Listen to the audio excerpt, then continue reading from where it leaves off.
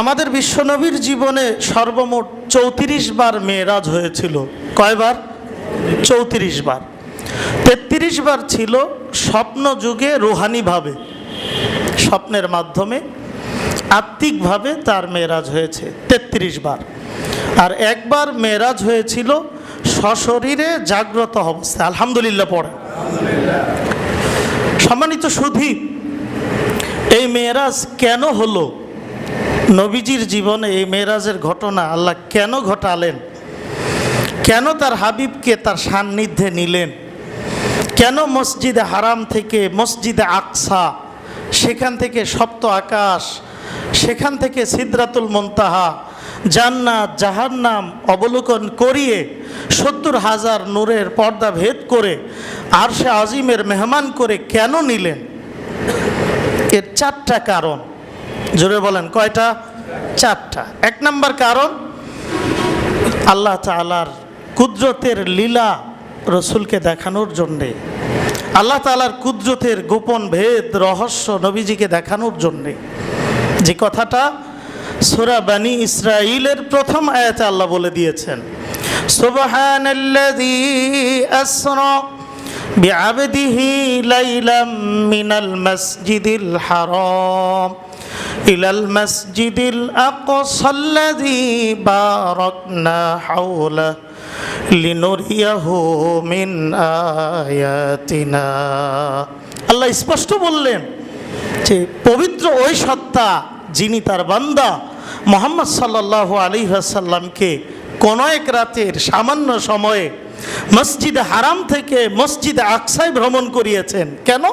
1 নম্বর হলো লিনুরিয়াহু মিন আয়াতিনা, আমি আমার বান্দাকে মুহাম্মদ সাল্লাল্লাহু আলাইহি সাল্লামকে আমার কুদরতের নিদর্শন দেখানোর জন্য। সুবহানাল্লাহ পড়েন। এটা হলো 1 নম্বর কারণ।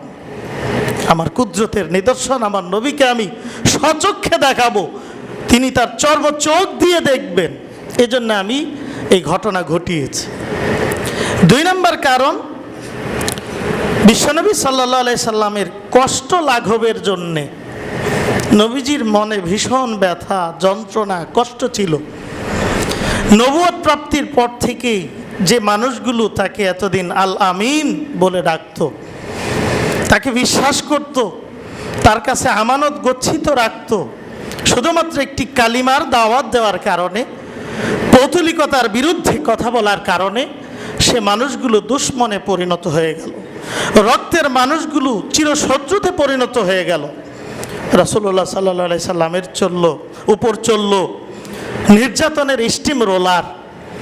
3টি বছর শিয়াবে আবি তলেবে অবরুদ্ধ ছিলেন।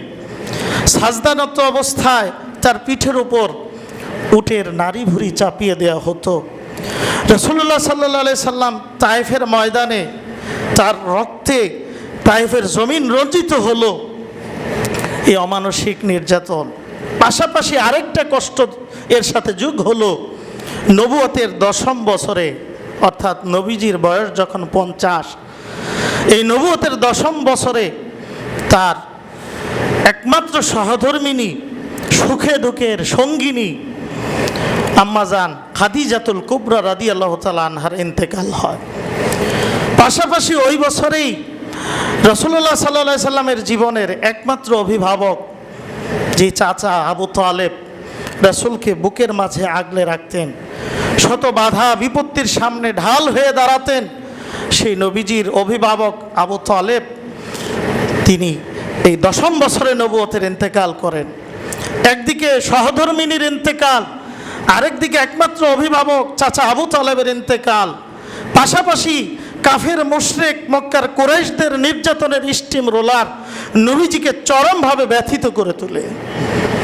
আমার আল্লাহ তাআলা বিশ্বনবীকে ডাক দিলেন, ইয়া রাসূলুল্লাহ, ইয়া হাবিবাল্লাহ, আমি আল্লাহ আপনাকে আমার বাড়ির আরশে আজিমের মেহমান করে নিয়ে আসলাম, এনে আমার দিদারের মাধ্যমে আপনাকে ধন্য করলাম। আপনার মনের ভিতর যত মানসিক যন্ত্রণা আছে, আমি আল্লাহ এই দিদারের মাধ্যমে সকল মানসিক যন্ত্রণাকে ধূলিসাৎ করে দিলাম। কোরআনে কারীম সূরা নাজমে আমার আল্লাহ বলেন, সুম্মা দানা ফাতাদাল্লা ফাকানা কাবা কাউসাইনি আও আদনা। নবীজি নিকটবর্তী হলেন, আল্লাহর নিকটবর্তী হলেন, আরো নিকটবর্তী হলেন। কেমন নিকটবর্তী হলেন? ফাকানা কাবা কাউসাইনি আও আদনা। ধনুকের দুইটা মাথা যখন তীর মারার জন্য ধনুকটাকে টেনে ধরে মানুষ, দুইটা মাথা যেমন একেবারে নিকটে চলে আসে, এই দুইটা ধনুকের মাথা সামান্য যেমন ফাঁকা থাকে অথবা তার চেয়ে তো আরও কম, তাদের মধ্যে ব্যবধান রইল, রবের এত নিকটে বিশ্বনবী পৌঁছে গেলেন। সুবহানাল্লাহ পড়ে। একাকার হতে পারেন নাই, তার নিকটে পৌঁছেছেন। এটাই হলো স্রষ্টা আর সৃষ্টির মাঝে পার্থক্য। সৃষ্টি স্রষ্টার নিকটবর্তী হয়েছেন, একান্ত কাছে গিয়ে পৌঁছেছেন, কিন্তু স্রষ্টার সাথে একাকার হতে পারেন নাই। যদি একাকার হয়ে যেতেন তাহলে বিশ্বনবীকে এই বিশ্বের অনেক মানুষ স্রষ্টা হিসেবে গণ্য করত। সবাই বলেন ঠিক কিনা? কাছে পৌঁছেছেন, নিকটবর্তী হয়েছেন, স্রষ্টার সাথে একাকার হন নাই। সম্মানিত সুধী, এটা ছিল দ্বিতীয় উদ্দেশ্য, নবীজির কষ্ট লাঘব করার জন্য। 3 নম্বর উদ্দেশ্য, বিশ্বনবী সাল্লাল্লাহু আলাইহি ওয়াসাল্লাম সকল নবী রাসূলদের উপর তার শ্রেষ্ঠত্ব, তার নেতৃত্ব, তার কর্তৃত্ব, তার সম্মান আল্লাহ তাআলা প্রতিষ্ঠা করার জন্য এই ভ্রমণ করিয়েছেন। সুবহানাল্লাহ পড়েন। রাসূল যখন মসজিদে হারাম থেকে মসজিদে আকসায় পৌঁছার পরে সেই মসজিদের ভেতরে জিবরিলকে নিয়ে 2 রাকাত দুখুলুল মসজিদ নামাজ পড়লেন। নামাজের পর আনুষ্ঠানিকভাবে একামত আজান হলো, একামত হলো। সব নবী রাসূলগণ কাতারবদ্ধ হয়ে দাঁড়িয়ে গেলেন, ইমামের জায়গা ফাঁকা। সবার মনে একটা প্রশ্ন, আজকের এই মহাদিবসে মহাক্ষণে কে ইমাম হবে?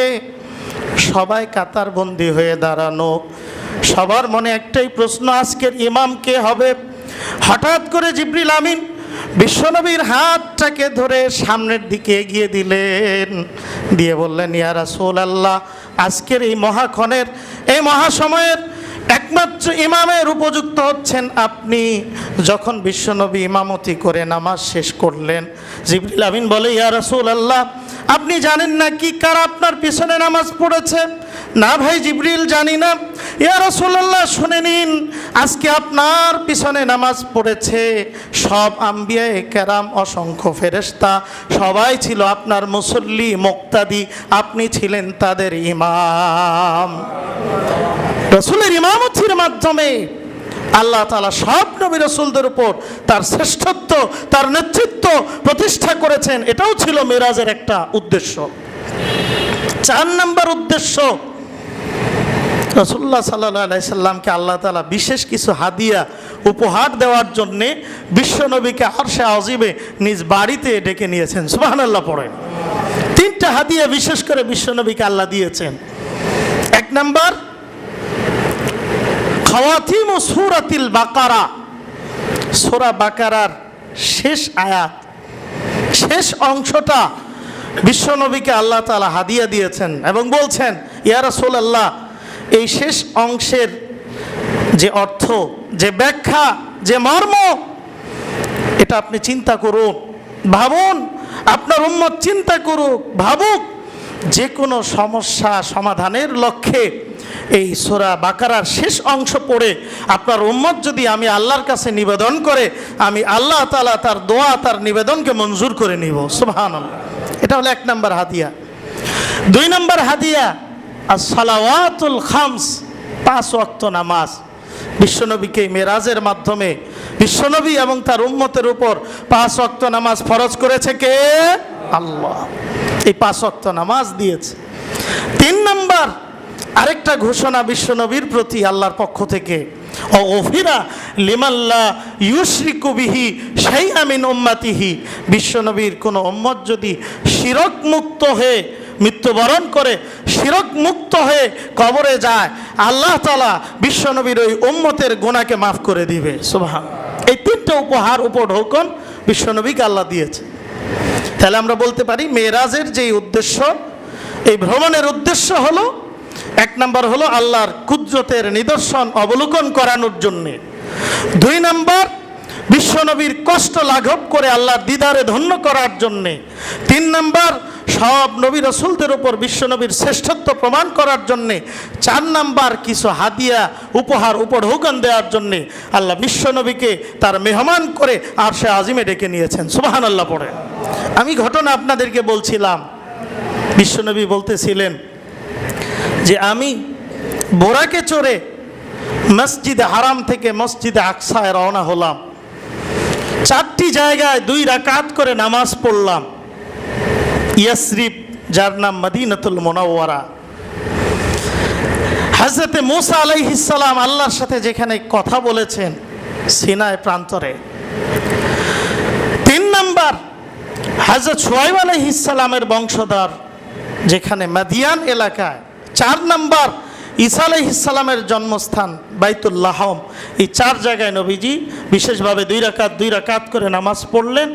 আর আলামে বারজাক, কবর জগতে আযাবের বিভিন্ন দৃশ্য, বিভিন্ন নমুনা আল্লাহ তাআলা বিশ্ব নবীকে দেখালেন। এরপর বোরাক পৌঁছে গেল মসজিদে আকসার দরজায়। এই মসজিদে আকসার একটা দরজার সামনে লেখা আছে, একটা দরজার নাম বাবে মোহাম্মদ, মোহাম্মদ নামক দরজা।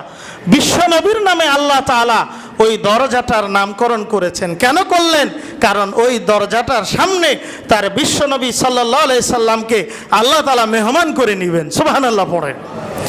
বাবে মোহাম্মদ দরজায় গিয়ে বিশ্বনবী উপনীত হলেন, বোরাক থেকে নামলেন। অন্যান্য নবীদের বাহনগুলো যেই জায়গায় বাঁধা, বোরাকটাকে ওই জায়গায় বাঁধলেন। জিবরিলকে সঙ্গে নিয়ে মসজিদে আকসায় প্রবেশ করলেন। মসজিদে ঢোকার পর 2 রাকাত নামাজ পড়া মুস্তাহাব, দুখুলুল মসজিদ নামাজ। জোরে বলেন, আছে না নাই? 2 রাকাত নামাজ পড়লেন।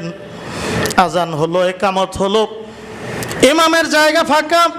সব নবীগণ, অসংখ্য ফেরেশতারা মুসল্লি হয়ে দাঁড়ালেন। বিশ্বনবীর ইমামতিতে নামাজ আদায় হলো।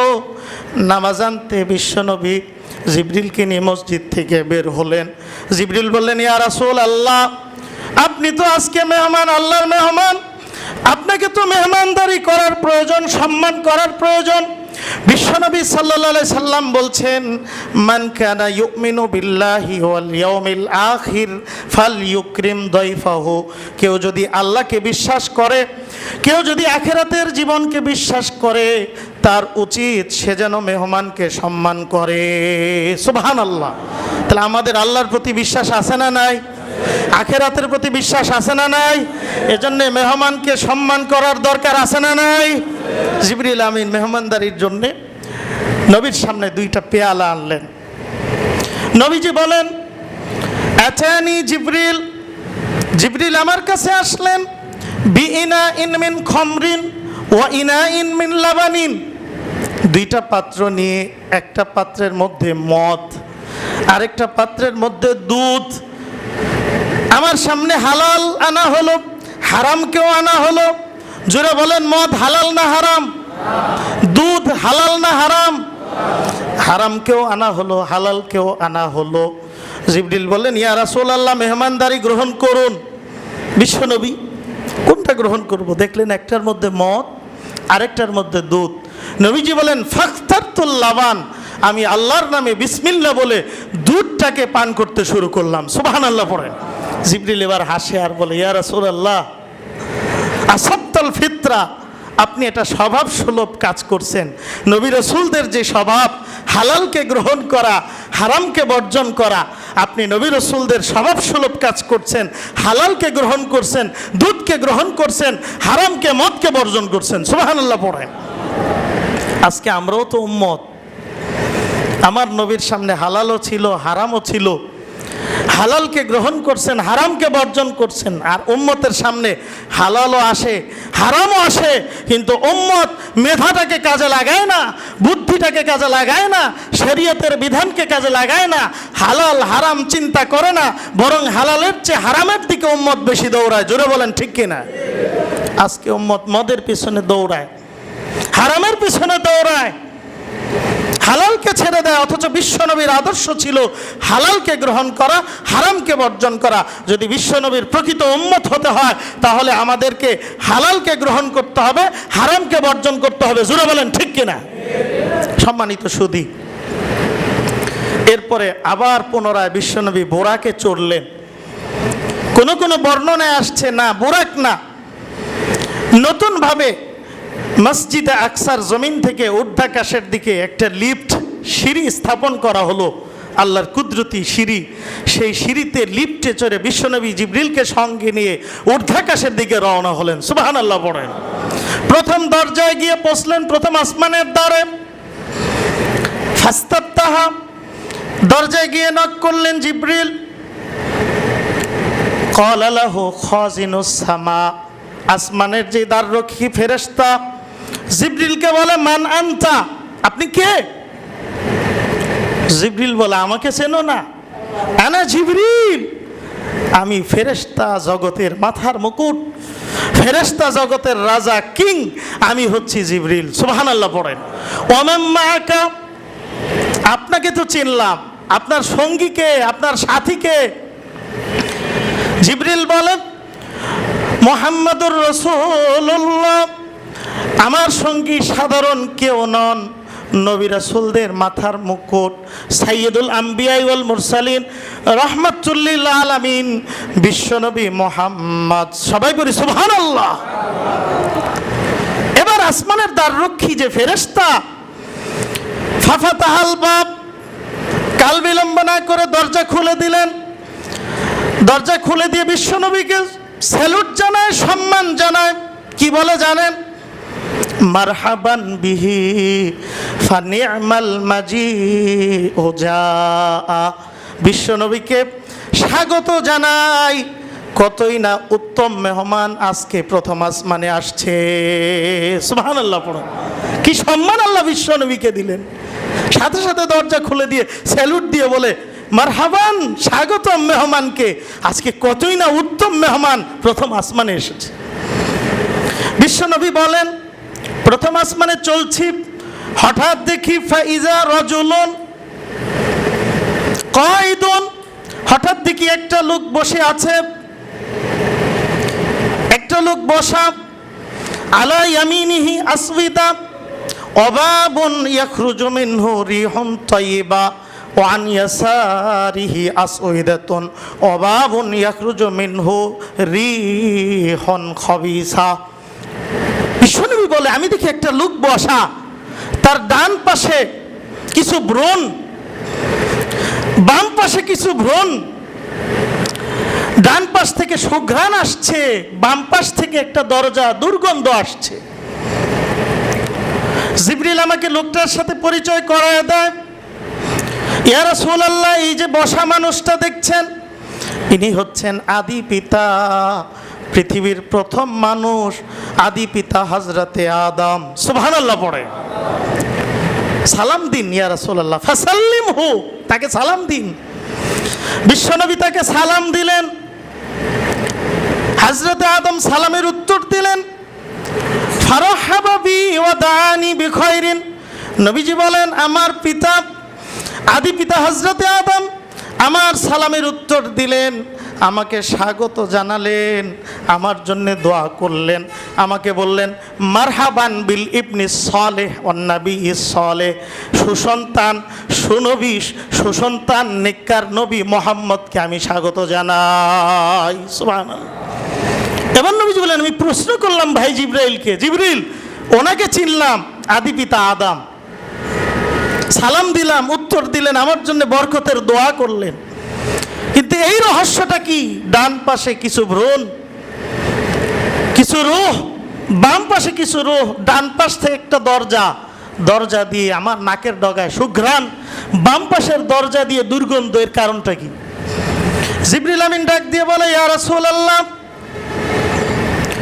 ডান পাশে যে রূহগুলো দেখতে পাচ্ছেন, ব্রণগুলো দেখতে পাচ্ছেন, এগুলো হচ্ছে আদমের সুসন্তান। ডান পাশে দরজাটা দেখতে পাচ্ছেন, এটা জান্নাতের দরজা, জান্নাত থেকে সুঘ্রাণ আসছে, আর এই সন্তানগুলো জান্নাতি। যখনই আদম ডান দিকে তাকায়, খুশিতে তার মন উদ্বেলিত হয়ে জবানের চেহারার মধ্যে হাসি ফুটে ওঠে। সুবহানাল্লাহ। এই যে বাম পাশে দেখছেন যে রূহগুলো, যে ভ্রূণগুলো, এরা হচ্ছে জাহান্নামী, আদমের জাহান্নামী সন্তান। আর যে দরজা দেখছেন জাহান্নামের দরজা, ওই দরজা দিয়ে দুর্গন্ধ আসছে জাহান্নাম থেকে। আদম যখন বাম দিকে তাকায়, জাহান্নামী সন্তানগুলোকে দেখে, মনের ব্যথায়, মনের কষ্টে চোখ দিয়ে দর দর করে পানি পড়ে। নাউজুবিল্লাহ পড়ে। তাহলে জান্নাতি কারা? চূড়ান্ত। জাহান্নামী কারা? চূড়ান্ত। এখন আপনি আমি কোথায়, এটা কি আপনার আমার জানা আছে? জোরে বলেন, জানা আছে? এজন্য আপনার আমার চেষ্টা থাকবে জাহান্নামীদের তালিকায় যেন আমি শামিল না হই, অন্তর্ভুক্ত না হই, জান্নাতীদের তালিকায় যেন শামিল হতে পারি। এই চেষ্টা আমাদের করার দরকার আছে না নাই? আল্লাহর উপর চাপাই দিতে পারবেন না, তবে আল্লাহর যেটা ফয়সালা ওইটাই হবে, ওইটাই হবে। যারা জান্নাতি জান্নাতি হবে, যারা জাহান্নামী জাহান্নামী হবে।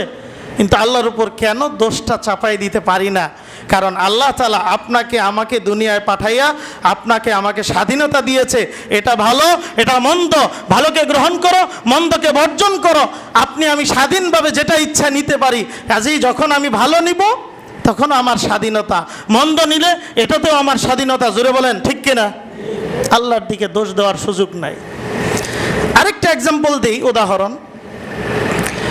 ক্লাসে যদি 10টা ছাত্র থাকে, শিক্ষক কিন্তু জানে কোন ছাত্রটা মেধাবী, কোন ছাত্রটা মিডিয়াম, কোন ছাত্রটা দুর্বল। যেটা দুর্বল পরীক্ষা কিন্তু অনেক দূরে, শিক্ষক আগেই ভবিষ্যৎবাণী করে তুই পাবি গোল্লা। বাস্তবেও পড়ে দেখা যায় ও গোল্লা পাইছে, ফেল করছে, এফ। এখন বলেন এখানে শিক্ষকের দোষ আছে? আরে কথা বলেন, দোষ আছে? পড়াশোনা করলো ছাত্র, পরীক্ষা দিল ছাত্র, কিন্তু শিক্ষক ভবিষ্যৎবাণী করলেন তুই গোল্লা পাবি, গোল্লাই পাইল। কারণ শিক্ষক ওই ছাত্র দেখে তার ভবিষ্যৎ আজ করতে পেরেছেন। তা আল্লাহ তাআলার কাছে আল্লাহ তাআলা বান্দার বর্তমান ভবিষ্যৎ সব কিছু জানা আছে না নাই? জোরে বলেন, আছে না নাই? কোন বান্দা ভবিষ্যতে কি করবে, কি হবে, এটা আল্লাহ ভালো করেই জানেন। এজন্য আল্লাহ বলে দিয়েছেন এরা এরা জান্নাতি, এরা এরা জাহান্নামী। বাস্তবেও তাই হবে, আমরা সেটাই করব। এজন্য আল্লাহ তাআলা আমাদের সকলকে জাহান্নাম থেকে হেফাজত করে জান্নাতীদের তালিকাভুক্ত হওয়ার তৌফিক দান করেন। সবাই পড়ি আমিন। এরপর দ্বিতীয় আসমানের দিকে ছুটলেন। আমি সংক্ষেপে বলে যাচ্ছি। দ্বিতীয় আসমানে দেখা হলো দুইজন নবীর সাথে। একজন হলেন ঈসা, আরেকজন হলেন ইয়াহিয়া। তারা দুই খালাতো ভাই। দুইজনকে সালাম দিলেন, পরিচয় হলো, তারাও বরকতের দোয়া করলেন। তৃতীয় আসমানে চলে গেলেন। তৃতীয় আসমানে হযরত ইউসুফ আলাইহিস সালাম।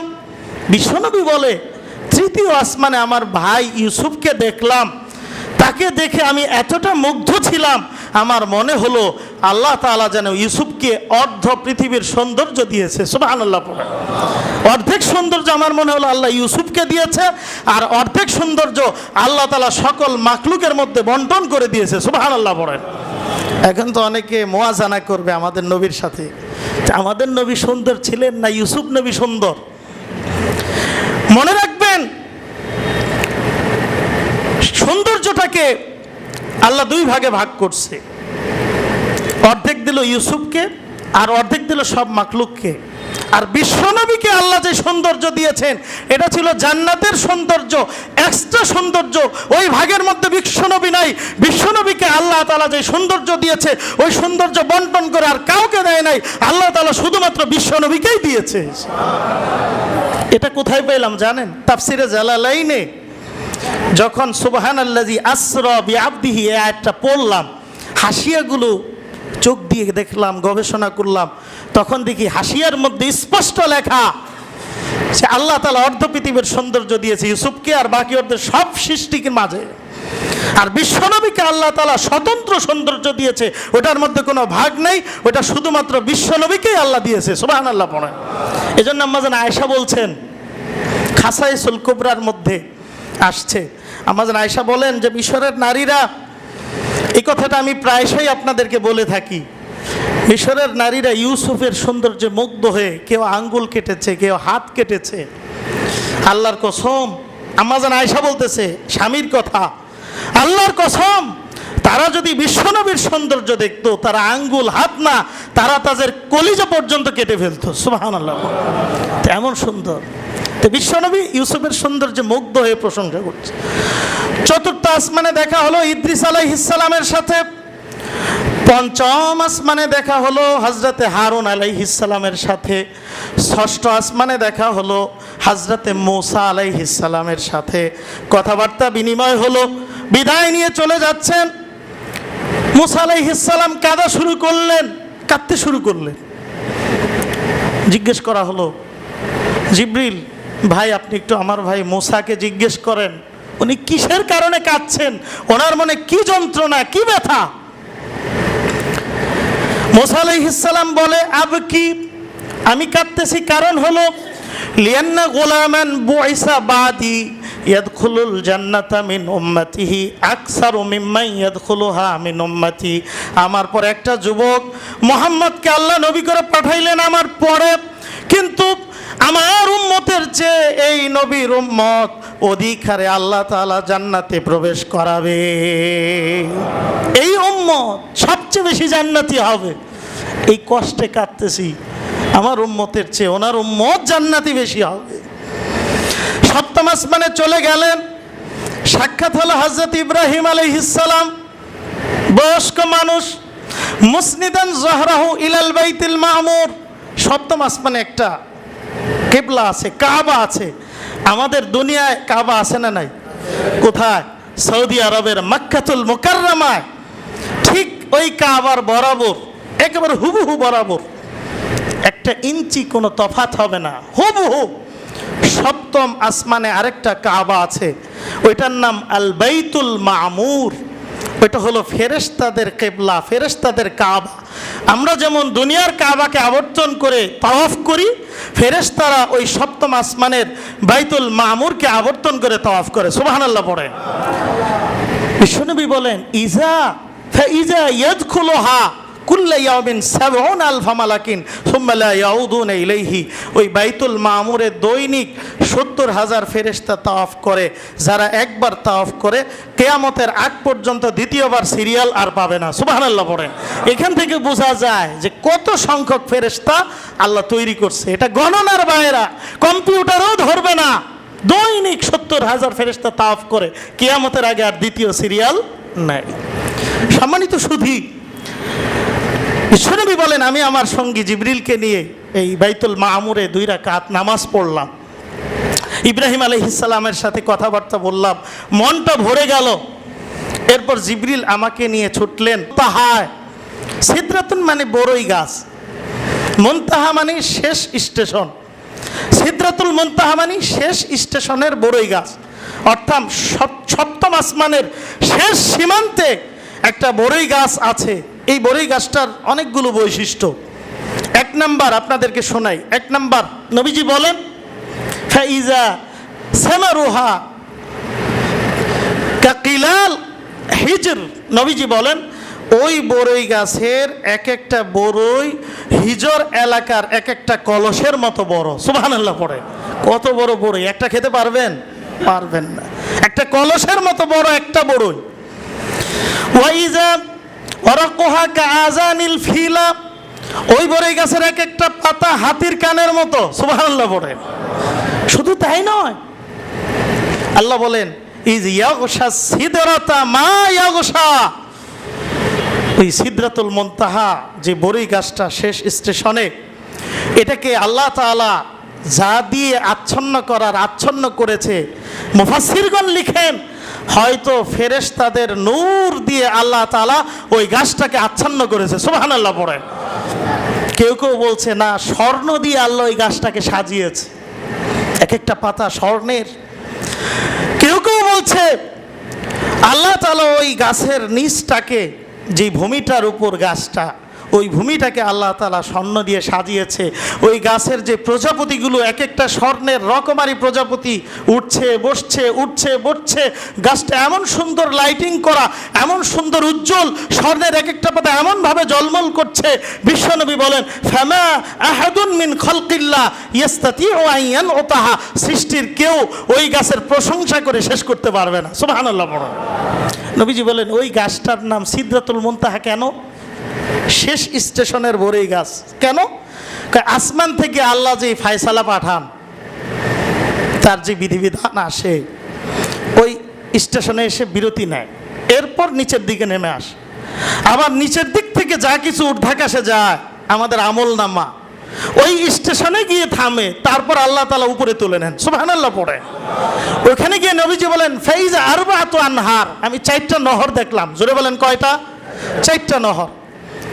আন-নাহরানে বাতিনানে আন-নাহরানে যাহিরানে, 2টা নহর ছিল বাতিনি অপ্রকাশ্য, আর 2টা নহর প্রকাশ্য। অপ্রকাশ্য নহর 2টা হলো জান্নাতি 2টা নহর, একটা হলো জান্নাতের কাউসার, আরেকটা হলো সালসাবিল। সুবহানাল্লাহ পড়েন। আর প্রকাশ্য যে নহর 2টা, এটা হলো দুনিয়ার 2টা নহর, একটা হলো নীল আরেকটা হলো ফুরাত। সুবহানাল্লাহ পড়েন। এই নীল আর ফুরাতের সাথে ইতিহাস আছে না নাই? বিশাল ইতিহাস। সম্মানিত সুধী, বিশ্বনবী বলেন সিদরাতুল মুনতাহায় গিয়ে আমি জিবরিলকে তার বাস্তব রূপে দেখলাম। এতক্ষণ তো মানুষের আকারে আমার সাথে ছিলেন, সিদরাতুল মুনতাহায় গিয়ে ফেরেশতার আকার ধারণ করলেন।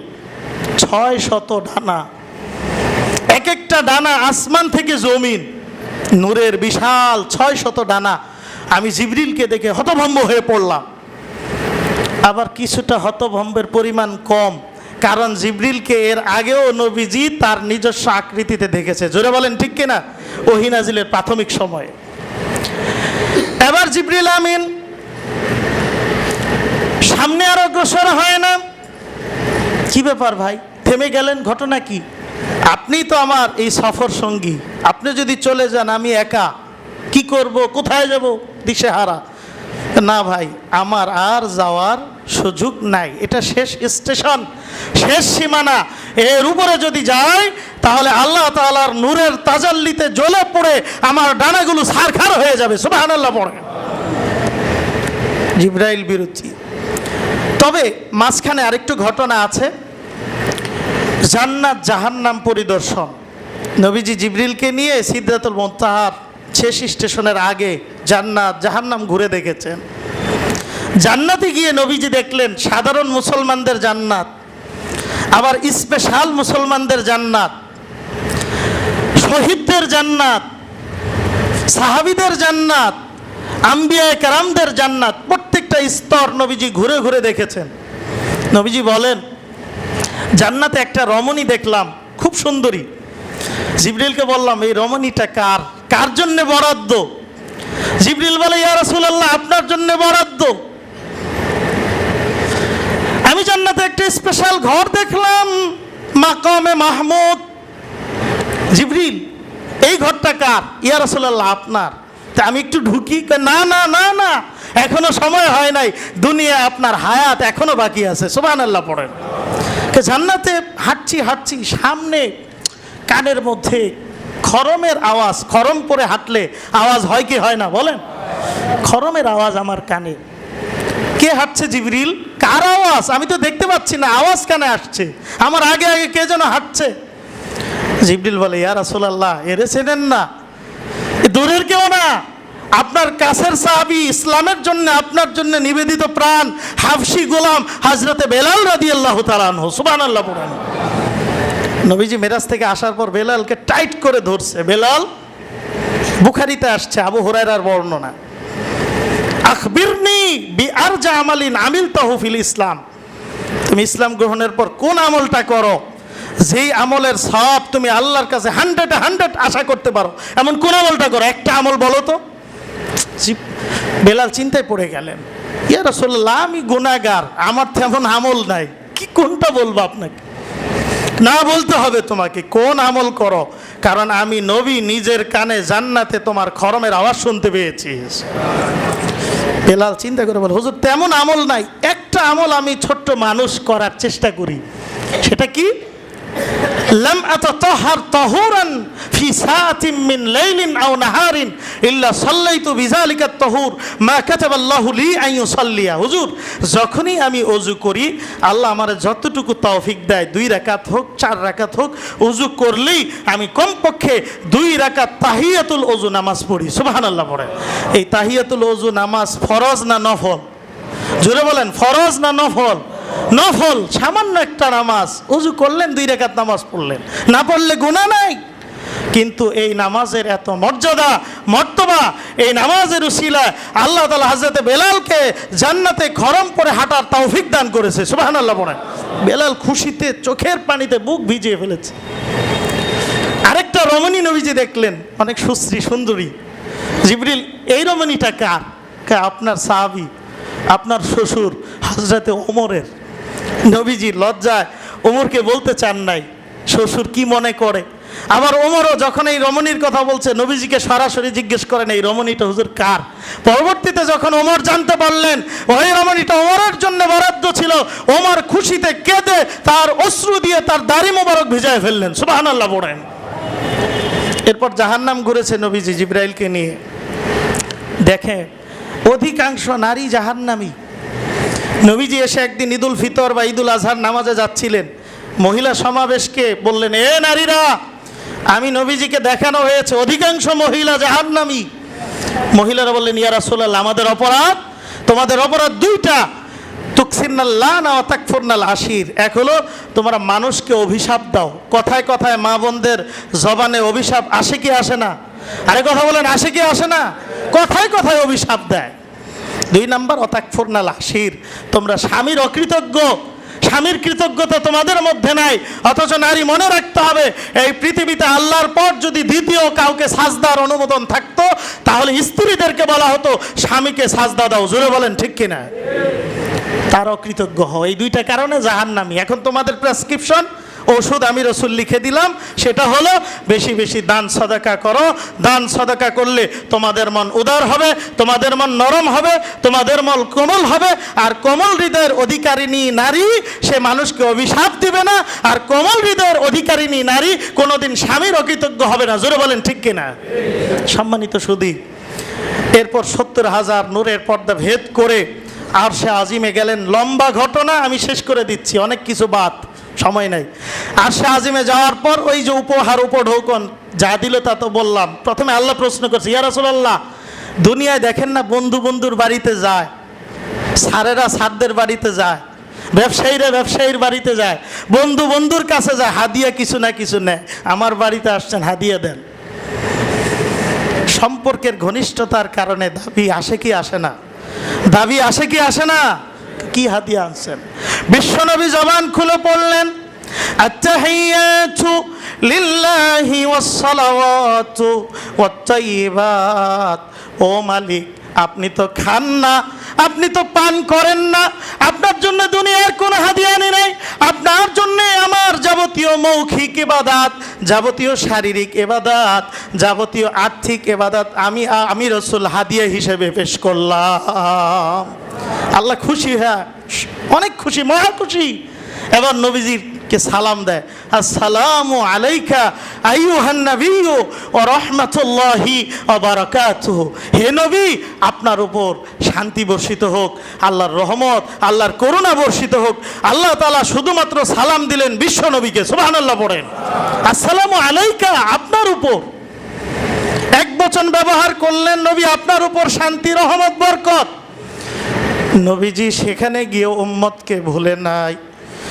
আমরা আনন্দে দুনিয়ার সবাইকে ভুলে যায়, আনন্দের মুহূর্তে কাউকে মনে রাখি না।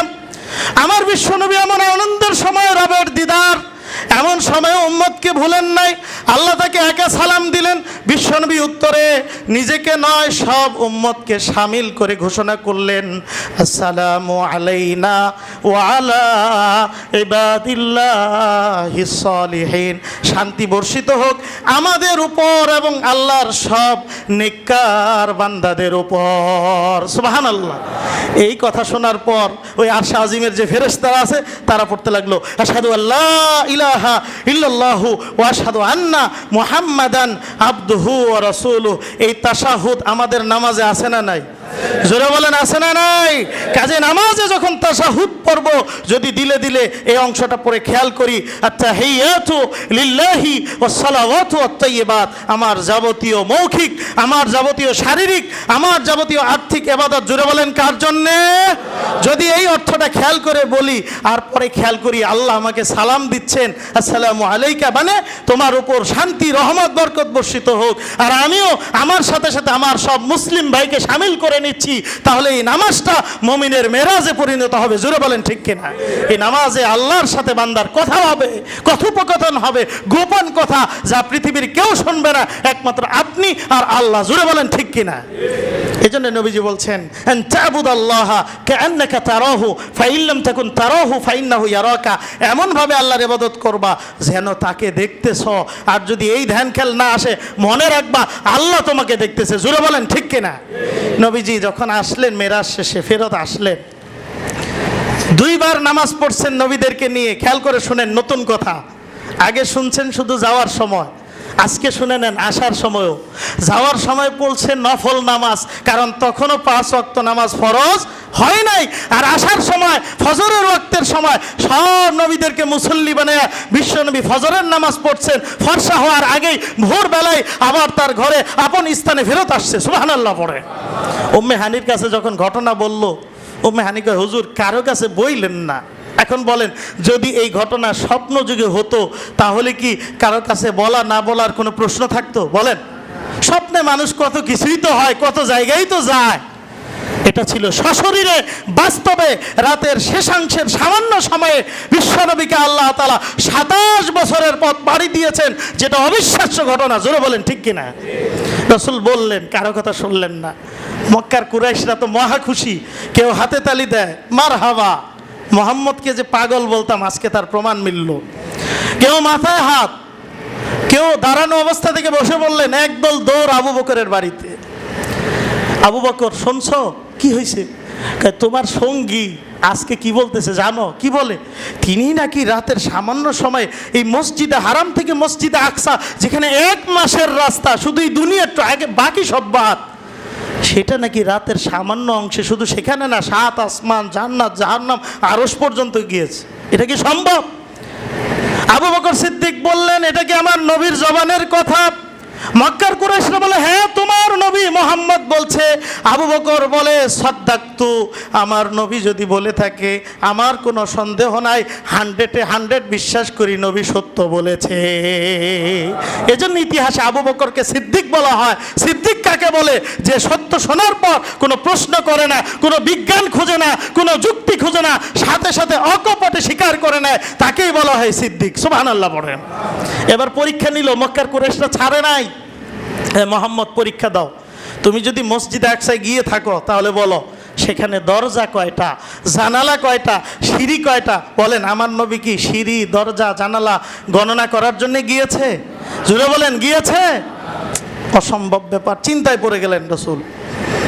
আমার আল্লাহ বলে, ইয়া রাসূলুল্লাহ, কোনো চিন্তা নাই, সংশয় নাই, আপনি কাবা ঘরে সংশ্লিষ্ট হাতিমের উপর দাঁড়ান, আমি আল্লাহ, ওরা প্রশ্ন করবে, আপনার উত্তর সহজ করে দিব। সুবহানাল্লাহ পড়ে। ওরা জিজ্ঞেস করে দরজা কয়টা, আমার আল্লাহ বিশ্বনবীর সামনে মসজিদে আকসার ছবি তুলে ধরলেন, দরজা জানালা তার সামনে তুলে ধরলেন, বিশ্বনবী গনে গনে তাদের প্রতিটি প্রশ্নের উত্তর দিয়ে দিলেন। সুবহানাল্লাহ পড়ে। শুধু তাই না, এবার প্রশ্ন করছে, আবার আটকাবো, আমাদের একটা বাণিজ্য কাফেলা সিরিয়ায় গিয়েছে, ওরা আসার কথা, তুমি যদি আসলেই মসজিদে আকসায় গিয়ে থাকো বলো আমাদের বাণিজ্য কাফেলা কোথায় আছে? নবীজি বলে, হ্যাঁ, মক্কার একটা বাণিজ্য কাফেলার সাথে আমার দেখা হয়েছিল, ওনাদের একটা উট হারায় গিয়েছিল, পরে আবার ফেরত পেয়েছে, ওনারা ইনশাআল্লাহ 3 দিন পর আসবে। জোরে বলেন, কয়দিন পর? তিন দিন। তাদের সামনে যে উটটা থাকবে ওটা ধূসর আকৃতির থাকবে, ওই উটের ওপর দুইটা বোঝা, একটা সাদা কাপড় দিয়ে পেঁচানো, আরেকটা ধারিদার কাপড় দিয়ে পেঁচানো। বাস্তবেও তাই হলো। 3 দিন পর ওই বাণিজ্য কাফেলা মক্কায় ফেরত আসলো। কুরাইশরা জিজ্ঞেস করলো, তারা বললো হ্যাঁ আমাদের একটা উট হারায় গিয়েছিল, আমরা ফেরত পেয়েছি। সামনে দেখলো সবার আগে ধূসর আকৃতির একটা উট, উটের পিঠের উপর দুইটা বোঝা, একটা সাদা কাপড় দিয়ে জড়ানো, আরেকটা ধারিদার কাপড় দিয়ে জড়ানো। এরপরে ওয়ালিদ ইবনে মুগীরা সহ এই মক্কার নাফরমান কুরাইশরা, অবাধ্যরা, জাহান্নামের কীটারা বললো মুহাম্মদ একটা জাদুকর। নাউজুবিল্লাহ পড়ে। এই মেরাজের ঘটনা আপনাদের বিশ্বাস হয় কি হয় না? জোরে বলেন, হয় কি হয় না? যদি বিশ্বাস হয় তাহলে 5 ওয়াক্ত নামাজ পড়ার দরকার আছে না নাই? জোরে বলেন, আছে না নাই? আজ থেকে মুসলমান উম্মতের যদি খাঁটি উম্মত হতে চাই, আমাদের 5 ওয়াক্ত নামাজ পড়ার দরকার আছে না নাই? কে কে আদায় করতে রাজি? নারায়ে তাকবীর। আল্লাহ তুমি আমাদেরকে 5 ওয়াক্ত নামাজি বানায় দাও। সবাই পড়ি আমিন। ওয়া আখির দাওয়ানা আলহামদুলিল্লাহি রাব্বিল আলামিন।